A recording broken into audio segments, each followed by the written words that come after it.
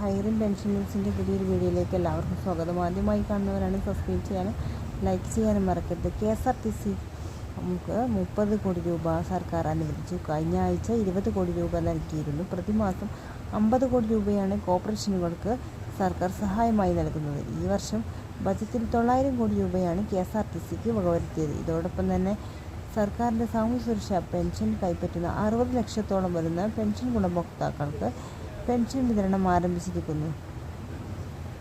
എത്തിച്ചേരാത്ത pension ഗുണഭോക്താക്കൾക്ക് സജീവമായി 26 ലക്ഷത്തോളം വരുന്ന പെൻഷൻ അക്കൗണ്ടുകൾക്കാണ് 24 ലക്ഷം വരുന്ന സഹകരണ സംഘങ്ങൾ ഉദ്യോഗസ്ഥർ വഴി വീട്ടിലെത്തിയും പെൻഷൻ കൈമാറുന്നത്.